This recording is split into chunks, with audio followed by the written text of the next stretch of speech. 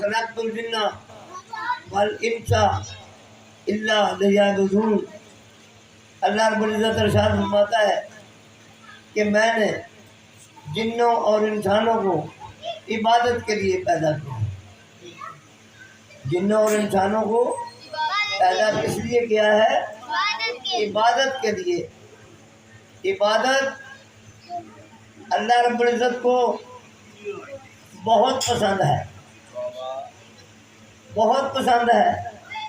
پہلے عرض کر چکا ہوں کہ اللہ نے اپنے مخلوق کو بنایا ہے، خلق کیا ہے، مجھے کبھی نہیں چاہے گا کہ میری مخلوق جہنم میں جائے۔ اس کا ارادہ ہے کہ جس کو میں نے خلق کیا ہے، جس کو میں نے اشرف المخلوقات بنایا ہے، یہ مقام جنت الفردوس میں جائے، یہ جنت میں جائے، اور جو میں نے وہاں نعمتیں پیدا کر کے رکھی ہیں ان کے لیے ان سے بہرمند ہوں، ان سے مستفید ہوں۔ یہ اللہ کا ارادہ ہے کہ میں اپنی مخلوق کو بخشوں، لیکن یہ اللہ کا ارادہ کب پورا ہوگا؟ جب اللہ کی مخلوق اللہ کے بنائے ہوئے قاعدے اور قوانین پہ چلے گی، عمل کرے گی، اللہ رب العزت راضی ہو گئے اسے جنت میں داخل کر دیا۔ اگر بندہ اللہ کے معیار کے اوپر پورا نہیں اترتا، اس کی بات کو نہیں مانتا، تو پھر اللہ کا ارادہ تو اپنی جگہ ٹھیک ہے، لیکن بندہ اس پہ پورا نہیں اترے گا اور وہ سیدھا جہنم کی آگ میں جلنے کے لیے تیار ہے۔ اللہ تو چاہتا ہے کہ میں نے اپنی مخلوق کو عبادت کے لیے پیدا کیا ہے، اور عبادت کا معیار کیا ہے؟ عبادت اللہ رب العزت نے اس کو بھی دو حصوں میں تقسیم کیا۔ ایک ہے حقوق اللہ، ایک ہے حقوق العباد۔ حقوق اللہ کیا ہے؟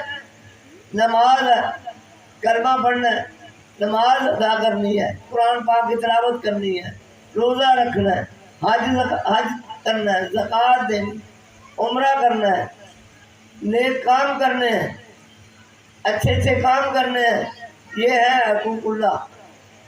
اور حقوق العباد کہ لوگوں کے جو حق ہیں ان کو پورا کرنا ہے۔ بہن کا حق کیا ہے، ماں باپ کا حق کیا ہے، بھائیوں کا حق کیا ہے، پڑوسیوں کا حق کیا ہے، رشتہ داروں کا حق کیا ہے۔ تو میں نے پڑھا ہے امام جعفر صادق علیہ السلام ارشاد فرماتے ہیں، اللہ سرکار فرماتے ہیں، ہمسایہ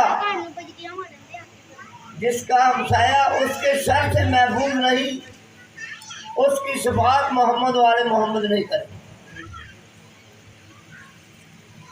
ہمسائے کے اتنے حقوق ہیں کہ خود رسول اللہ ارشاد فرماتے ہیں کہ مجھے ڈر آنے لگا کہ کہیں ہمسائے کو وراثت میں حصہ دار نہ قرار دیا جائے۔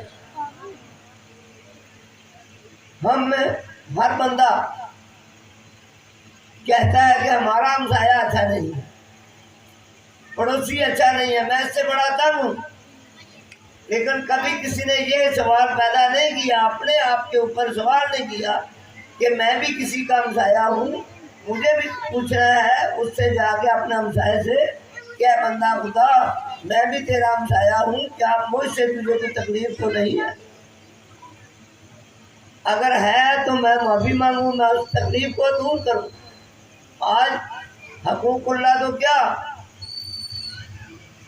حقوق العباد کا لوگ خیال نہیں رکھتے، جن کے ساتھ اللہ رب العزت نے لوگوں کو زندگی گزارنے کا طریقہ سلیقہ بتایا ہے، جن کے بغیر انسان کا جینا ناممکن ہے، جن کے بغیر انسان دنیا میں نہیں رہ سکتا، خواہ وہ اربوں خربوں کا مالک ہو یا غریب ہو، صنعت کار ہو، زمیندار ہو، تاجر ہو، ملازم ہو، کوئی بھی ہو، وہ انسان کے بغیر دنیا میں زندہ نہیں رہ سکتا، کیونکہ انسان کی خوراک کا بندوبست انسان نے کرنا ہے، اس کے لیے کپڑے کا بندوبست انسان نے کرنا ہے، جوتے کا بندوبست انسان نے کرنا ہے، علم کا بندوبست انسان نے کرنا ہے، رہائش کا بندوبست انسان نے کرنا ہے، سہولیات کا بندوبست انسان نے کرنا ہے۔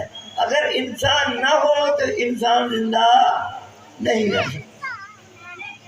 یہ اللہ رب العزت کا ایک نظام ہے، اور نظام کو اتنا مضبوطی کے ساتھ ایک کو دوسرے کے ساتھ اس طرح جوڑا ہوا ہے کہ وہ اس سے جدا ہو ہی نہیں سکتا۔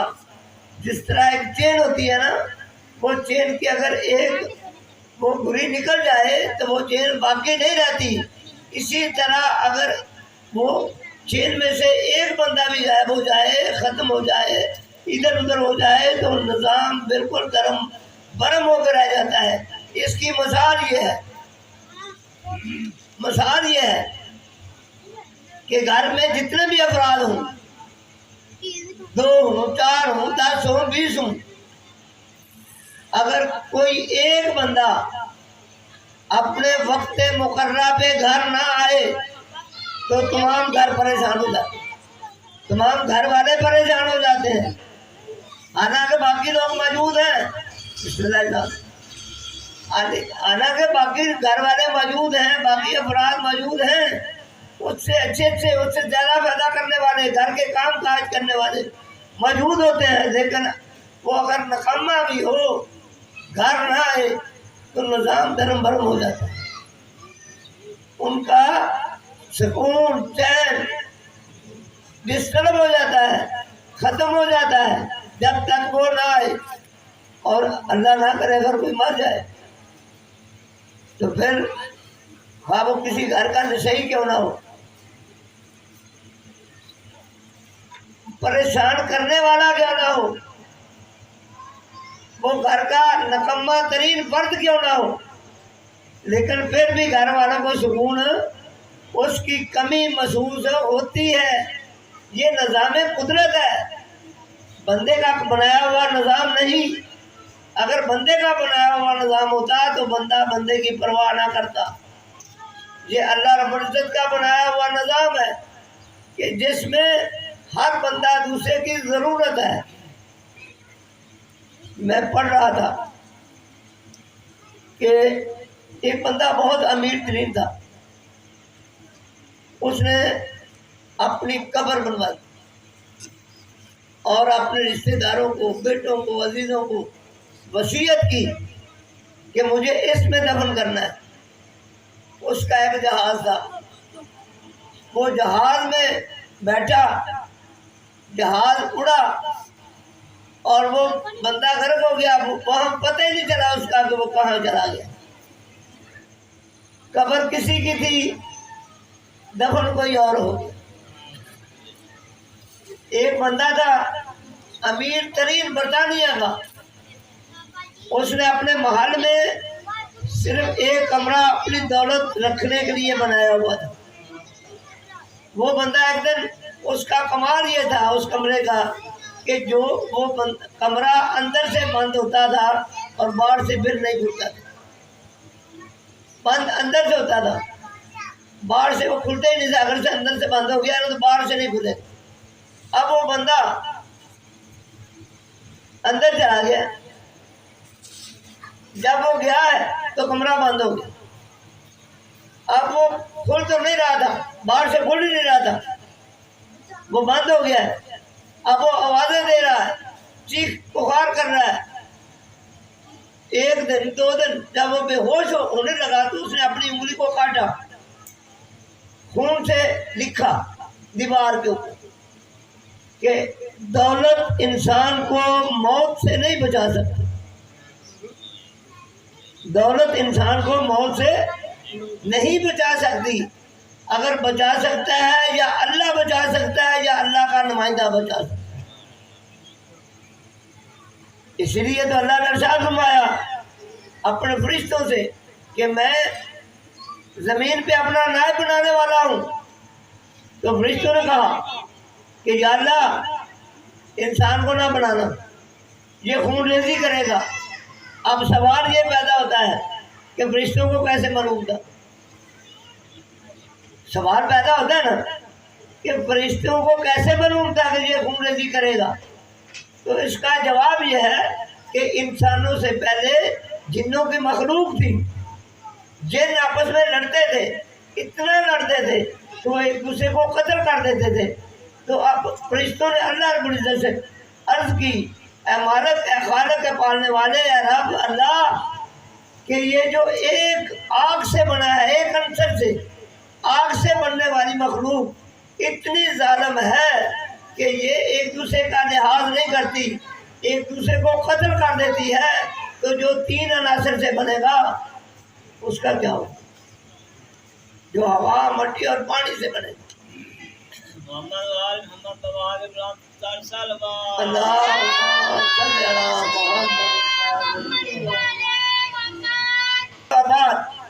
یہ عبادات ہیں، آپ مطالعہ کر لیں پوری تاریخ کا، حضرت آدم علیہ السلام تو لے کر خاتم المرسلین تک تمام انبیاء کی سوانح حیات آپ پڑھیں، غور کریں، کسی نبی کی کوئی امت نہ تو وہ نماز نہ پڑھنے سے ان پہ زوال نہیں آیا، عذاب نہیں آیا، روزہ نہ رکھنے سے نہیں آیا، کتابیں نہ پڑھنے سے نہیں آیا، اللہ کے نافرمانی سے نہیں آیا، بلکہ جب بھی آیا ہے انسانیت کے نقصان کرنے پہ آیا ہے کہ وہ کم توڑتے تھے۔ نعرہ تکبیر، اللہ نعرہ رسالت، یا رسول اللہ، نعرہ حیدری، حسینیت، زندہ باد، یزیدیت، مردہ باد، ہر محمد علی محمد بلند تر صلوات۔ اللہم صلی علی محمد۔ کہ جب بھی عذاب آیا ہے، کم توڑنے پہ آیا ہے، جھوٹ بولنے پہ آیا ہے، لوگوں کو تنگ کرنے پہ آیا ہے، جن لوگوں نے انبیاء کو قتل کیا ان پہ عذاب آیا ہے۔ انبیاء کہتے رہے ہیں کہ میری بات مان لو بچ جاؤ گے، میری بات مانو بچ جاؤ گے، لیکن انہوں نے کہا نہیں بھائی۔ حضرت ابراہیم علیہ السلام کا قصور کیا تھا؟ کیوں آگ میں ڈال دیا؟ حضرت یعقوب علیہ السلام 40 سال تک روتے رہے، بیٹوں نے کیا صلہ دیا؟ حضرت عیسیٰ علیہ السلام کو سولی پہ کیوں چڑھایا؟ زکریا علیہ السلام کو آنے سے کیوں چیرا گیا؟ یہ کیا ہے؟ یہ لوگوں نے کیا ہے نا۔ حضرت صالح علیہ السلام کی اونٹی کی کوچیں کیوں کاٹی گئی؟ کوچیں کاٹنے پہ عذاب آیا ہے۔ کوچیں کتنے بندوں نے کاٹی تھی؟ وہ تھے 4۔ عذاب کتنوں پہ آیا؟ پوری قوم پہ۔ اللہ کے بندو، یہ پورے واقعات جو گزر چکے ہیں، قرآن نے بتائے ہیں، تاریخ نے بتائے ہیں، رسول اللہ کی زبان اقدس سے جو الفاظ نکلے ہیں، یہ ہمارے لیے مشعل راہ ہے کہ ہم وہ غلطیاں، وہ کوتاہیاں نہ دہرائیں جن سے اللہ کا عذاب نازل ہوتا ہے، بلکہ وہ کام کریں جن سے اللہ کی رحمتیں نازل ہوتی ہیں۔ یا علی یا علی بر حبیب خدا ختم الانبیاء بلند تر صلوات۔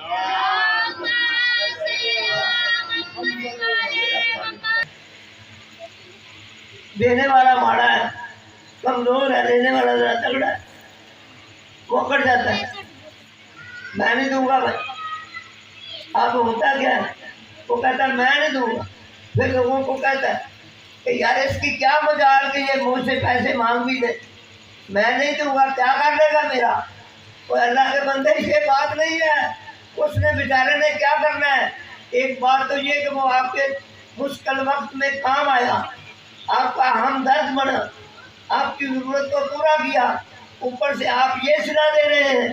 اور یہ مت بھولیں کہ اللہ رب العزت کا جو نظام ہے وہ برقرار ہے، جو قرض دار ہے اس نے جہاں نہیں تو وہاں قرض دینا ہے، جب وہاں دے گا تو پیسے تو ہوں گے نہیں، پھر کیا دے گا؟ وہ ادھر نیکیاں دے گا، قرض دینے والے کو نیکیاں دی جائیں گی، قرض دینے والے اگر اس کی نیکیاں کم ہوئی تو پھر اس کے گناہوں میں قرض لینے والے کے گناہ شامل کر دیے جائیں گے۔ اللہ کے بندو، یہ دنیا ہے، اگر یہاں رہ کے اپنا حساب کتاب برابر کر لے تو کتنی بڑی بات ہے، کتنی اچھی بات ہے ہمارے لیے۔ ہمارے پاس موقع ہے کہ ہم اپنی اصلاح کر لیں، اپنے آپ کو برائیوں سے بچا لے، وہاں کیا ہوگا؟ مثال کے طور پر پلڑا ہے، دو پلڑے ہیں ترازو، ایک میں نیکیاں ہیں ایک میں برائیاں ہیں۔ آپ کا نیکیوں والا پلڑا بھاری ہے، برائیوں والا ہلکا ہے۔ اچانک ایسا ہو جائے کہ برائیوں والا پلڑا بھاری ہو جائے، اچھائیوں والا ہلکا ہو جائے، تو کیا بنے گا؟ بندے کا کیا بنے گا؟ بندے کا رنگ اڑ جائے گا، بندے کے پلے کچھ نہیں رہے گا، وہ جتنے جانتے مر جائے۔ ایسے ہی ہوگا اگر وہ ایسا کرے کہ وہ جس کا قرض اس نے دینا ہے لیٹ سے ہی، اگر نہیں دے سکتا تو اس سے معاف کروا لے، موقع ہے نا، اسے کہہ دے کہ بھائی جان میں تنگ دست ہوں، غریب ہوں، مسکین ہوں، نہیں دے سکتا، آپ خدا واسطے مجھے معاف کر دے۔ وہ اگر وہ معاف کر دے تو آپ کے لیے پھر بھی بہتر ہے، وہ لین دین تو ختم ہو گیا نا۔ اگر یہ اکڑ والی بات جو ہے نا، یہ انسان کو لے ڈوبے، دنیا میں بھی لے ڈوبتی ہے اور آخرت میں جو اس کا کوئی حساب ہی نہیں ہے۔ درود فرماؤ۔ اسلام کا یاد آیا، سرکار فرماتے ہیں دنیا مردار ہے، اس پہ چپٹنے والے کتے ہیں۔ مولا کا فرمان پڑھ لیجیے گا، دنیا مردار ہے اور جپٹنے والے کتے ہیں۔ جب کوئی جانور مر جاتا ہے تو کتے اس کو کھانے کے لیے آتے ہیں، اور جو بڑا کتا ہوتا ہے، جو طاقتور ہے، وہ دوسروں کو قریب نہیں آنے دیتا، خود کھاتا ہے، دوسروں کو کاٹتا ہے۔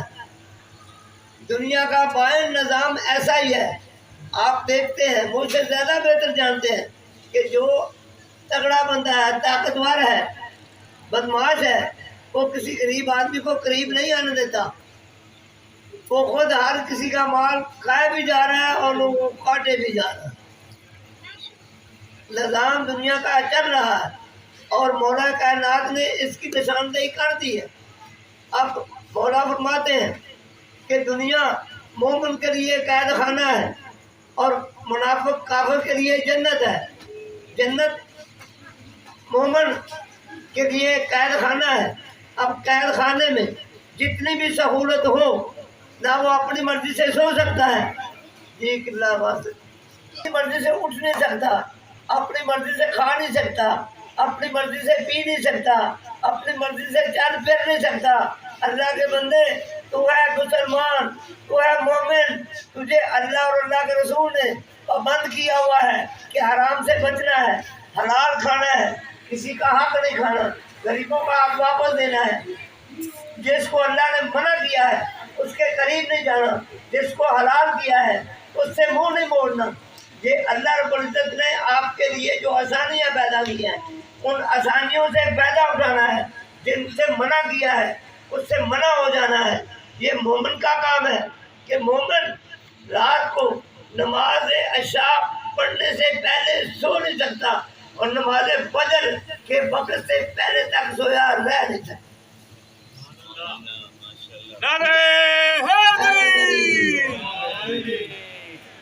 یہ اگر بندہ مومن ہے، اپنے آپ کو مومن کہتا ہے، مولا کائنات کا موالی کہتا ہے، حیدر کرار کا ماننے والا کہتا ہے، یا حسین کہنے والا کہتا ہے، تو پھر ہم نے مشہور کن کے ساتھ ہونا ہے؟ کیا دعا کرتے ہیں کہ یا اللہ ہم حسین حسین کرتے مرے اور علی علی کرتے اٹھے، یہ دعا ہے نا ہماری۔ تو اگر ہم وہ کام نہیں کریں گے جس سے ہمارے اوپر مولا حسین راضی ہوں گے، تو پھر ہم کیسے حسین حسین کرتے مریں گے؟ زبان سے تو نہیں نا، عمل سے ثابت کرنا ہے۔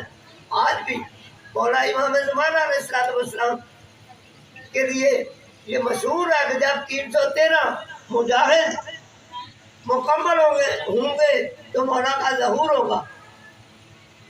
ابھی اس کا مطلب یہ ہوا کہ ہم دعا ظہور امام زمانہ علیہ السلام بھی مانگتے ہیں، دعا بھی کرتے ہیں، اور ہم منزل اس منزل کی ایمان کی منزل تک نہیں پہنچ سکے جہاں مولا ہمیں دیکھنا چاہتے ہیں۔ امام جعفر الصادق علیہ السلام کا زمانہ،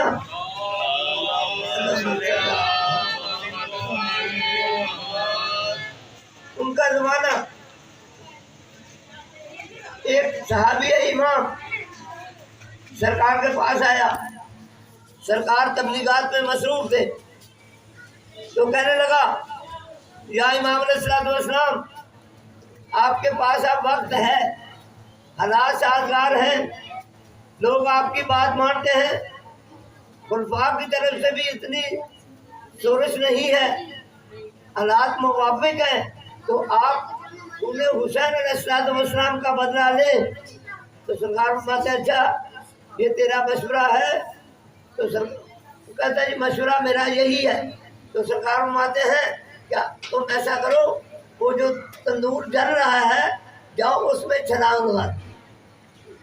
وہ کہنے لگا یا امام علیہ السلام میں نے آپ کو مشورہ دیا ہے تو آپ مجھے جلانے کی بات کر رہے ہیں، یہ کیسا میں مشورہ غلط دیا میں نے؟ تو سرکار فرماتے ہیں اچھا تو ایسا نہیں کر سکتا؟ اس نے کہا جی میں ایسا نہیں کر سکتا۔ سرکار فرماتے ہیں میرے پاس بیٹھ جا۔ وہ بیٹھ گیا۔ ادھر سے ایک اور صحابی امام علیہ السلام آیا، سرکار فرماتے ہیں فلاں بن فلاں ادھر آؤ۔ وہ آیا، حکم میرے آقا۔ سرکار فرماتے ہیں وہ جو تندور جل رہا ہے جاؤ اس میں چھلانگ لگا دو۔ وہ دوڑتا ہوا گیا، چھلانگ لگائی۔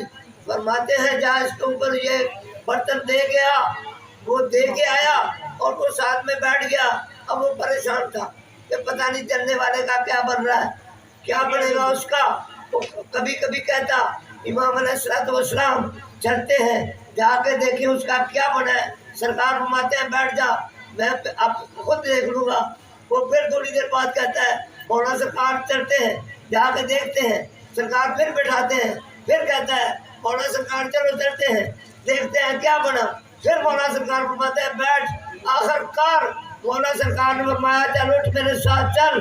وہ گیا، آپ نے کہا یہ ہٹاؤ اس کے پردہ ہٹاؤ۔ جب اس چیز کو اٹھایا گیا تو نظر دوڑائی تو جنت کا باغ ہے، جنت کے باغ کے ایک درخت کے نیچے وہ بندہ بیٹھ کے تلاوت کلام پاک کر رہا۔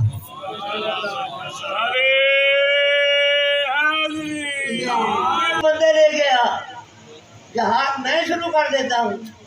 اب زبان کی دعوے نہیں کام دیتے، زبان کے دعوے بالکل کام نہیں دیتے، عمل سے زندگی بنتی ہے۔ عملی طور پہ وہ نادر بادشاہ کا واقعہ آپ کے سامنے مشہور و معروف ہے، آپ کے وہ گزار ایک دفعہ پھر آپ کو سبق سنا دیتا ہوں۔ وہ مولا کائنات کے دروازے پہ ایک نبینا تھا بیٹھا ہوا ہے، روز کہتا ہے کہ یا اللہ مجھے آنکھیں دے دے، یا اللہ مجھے آنکھیں دے دے، یا اللہ مجھے آنکھیں دے دے۔ تو آنکھیں نہیں مل رہی۔ ایک دن نادر بادشاہ نے کہا، وہ ادھر آیا تو اس نے کہا کیا مانگتا ہے؟ کہتا ہے میں نبینا ہوں، آنکھیں مانگ رہا ہوں۔ اس نے کہا اچھا آج کی رات تیرے پاس ہے، اگر تجھے آنکھیں مل گئی ٹھیک ہے ورنہ تیرا سر تن سے جدا کر دوں گا۔ اب اس کو ہوئی فکر، وہ ساری رات کہنے لگا یا اللہ مجھے مولا کے صدقے میں، مولا کائنات کے صدقے میں۔ اب وہ دل سے دعا کر رہا ہے، دل سے دعا کر رہا ہے۔ جب صبح ہوئی ہے تو نادر بادشاہ آیا، وہ کہتا ہے السلام علیکم۔ وہ کہنے لگا کیا ہوا؟ کہتا مجھے آنکھیں مل گئی۔ اس نے کہا کیوں، کیسے ہوا؟ اس نے کہا کہ میں پہلے اتنے صدقے دل سے دعا مانگتا ہی نہیں تھا، اب جب مجھے یہ پتہ چلا کہ میرا سر علیحدہ ہو جانا تو میں نے اپنے پورے ایمان کے ساتھ دعا مانگی، اللہ رب العزت نے قبول کی۔ ہم نے دیکھنا ہے کہ ہم دعائے ظہور امام زمانہ علیہ السلام تو پڑھتے ہیں، لیکن منزل کیا ہے؟ ہمارا ایمان کا نقطہ عروج کہاں پہ ہے؟ کیا ہم اس منزل تک ہیں، اس مقام پہ ہیں جہاں ہماری دعا قبول ہو جائے؟ ہم بھی فارملٹی پوری کرتے ہیں، یقین ناراض نہ ہونا، ذاکرین بھی، علماء کرام بھی، اکثر و بیشتر، اور سامعین بھی۔ آج جو لوگ جلسے کراتے ہیں بڑے بڑے، ایک دن ایک جا کر کسی نے ڈیٹ لکھوائی ہے نا، تو دوسرا اسے کہے گا یار اس سے دوسرے پیسے مجھ سے لے اور میری مجلس پڑھ دے۔ یہ بانیان کا قصور ہے جنہوں نے ذاکرین کو خراب کیا ہے، خراب کیا ہے، دین کی خدمت نہیں کی، دین کو بگاڑا ہے، دین کو کمزور کیا ہے، دین کی عظمت کو کم کیا ہے۔ یہ ہمارا کردار اگر ایسا ہو جائے، واللہ با خدا جس طرح ہم توحید پرست ہیں، امامت رسالت پرست ہیں، امامت پرست ہیں، جتنا ہمارا عقیدہ خالص اور صالح ہے، اگر ہم اسی طرح اپنا عمل بھی اس کے مطابق کریں تو یقین جانیں کہ ہم لوہے کو ہاتھ لگائیں اور سونا نہ بنے تو تب کریں۔ بے شک بے شک ہم حیدر قرار کے ماننے والے ہیں، ہم ائمہ تحریم کے ماننے والے ہیں، اور اللہ کے بندوں جن کے لیے جنت سے کھانے آ سکتے ہیں وہ تو عظیم ہستیاں نا۔ منو سلوا کس کے لیے آیا ہے؟ جناب مریم سلام اللہ علیہ کے ہاں ان کے پاس جنت کے پھل نہیں آتے تھے، پاکیزگی طہارت کی وجہ سے آتے ہیں نا۔ وہ تو اور بات، میں اس سے اور بات بتا دیتا ہوں کہ حسنین کریمین علیہ الصلوۃ والسلام نے بی بی فضہ سلام اللہ علیہ کو اماں جان کہا ہے یا نہیں کہا ہے؟ کیوں کہا؟ وجہ کیا تھی؟ کہ ان کا کردار اس لیول کا تھا، اس مقام پر تھا کہ حسنین کریمین ان سے اماں جان کہتے۔ بات تو کردار کی ہے۔ سلمان فارسی رضی اللہ تعالی عنہ ایران سے چلتے ہیں، بکتے بکاتے پاک پیغمبر کی بارگاہ میں جاتے ہیں، اور انعام کیا ملتا ہے؟ سلمان کو اہل بیت میں شامل کر لیا جاتا ہے۔ کیوں کر لیا جاتا ہے؟ کہ ان کا کردار اس منظر پر پہنچ چکا تھا کہ رسول کائنات نے اسے اپنا اہل بیت میں شامل کیا۔ پھر بلال حبشی کو بلال محمدی کہا۔ کیوں کہا؟ کہ پتھر اس کے سینے پہ رکھ دیے جاتے ہیں، انگاروں پہ لٹا دیا جاتا ہے، گرم ریت کے اوپر لٹا دیا جاتا ہے، اور وہ آہت کی آواز بلند کر رہے ہیں، رسول اللہ سے منہ نہیں پھیر رہے، ان کی تعلیمات کو اپنے اوپر غالب کر لیا ہے۔ تو اللہ کے بندے جب وہ اتنے مقام اور مرتبے تک پہنچ جاتے ہیں تو ان کے بعد اولیاء اللہ کا آتے ہیں، جو کہتے ہیں ہوتا چلا جاتا ہے۔ کتنے اولیاء اللہ ہیں؟ بزرگان دین ہیں، وہ دوسری مخلوق نہیں ہے، انسان ہے۔ علامہ اقبال نے کیا خوب کہا ہے، خود ہی کو کر بلند اتنا کہ ہر تقدیر سے پہلے خدا بندے سے خود پوچھے بتا تیری رضا کیا۔ اپنے کردار کو اس لیول کا کہ امام علیہ السلام تجھے کہے کہ یہ میرے ماننے والا ہے، رسول اللہ تجھے کہے کہ یہ میرا امتی ہے، اللہ رب العزت ارشاد فرمائے کہ یہ میرا بندہ ہے، فرشتو اس کے لیے راستہ چھوڑ دو، یہ میرا بندہ آ رہا ہے۔ یہ سب باتیں ہوگی کردار کے ساتھ، گفتار کے ساتھ نہیں، کردار کے ساتھ باتیں ہوگی کہ اگر بندے کا کردار ایسا ہو جائے گا کہ جس کو اللہ پسند کرے، اللہ کا رسول پسند کرے، مولا کائنات پسند کرے، اور باقی ائمہ ہدا علیہ السلام پسند کرے، تو پھر جنت کیا چیز ہے؟ جنت کیا چیز ہے بھائی؟ جنت تو خود منتظر ہے آپ کی، جنت آپ کی منتظر ہے، جنت کی آپ کو ضرورت نہیں ہے، جنت کو آپ کی ضرورت ہے، جو بندہ با کردار ہے۔ جو بندہ با کردار ہوگا، مولا کا چاہنے والا ہوگا، اس پہ زمین بھی ناز کرتی ہے جب وہ چلتا ہے، تو زمین کہتی ہے بندہ خدا تو میرے اوپر چلتا ہے، مجھے خوشی محسوس ہوتی ہے، اور آسمان اس پہ نشر کرتا ہے کہ یہ اللہ کی مخلوق ایسی ہے، یہ اللہ کا بندہ ایسا ہے جس پہ ہم وقت اللہ کی رحمتوں کی برسات ہو رہی ہے۔ تو یہ کوئی بعید خیال نہیں، یہ مشکل بات نہیں۔ اس نے اپنے نفس کو پہچانا، اس نے اپنے رب کو پہچانا، سبحان اللہ، اپنے آپ کو تو پہچانے۔ نعرہ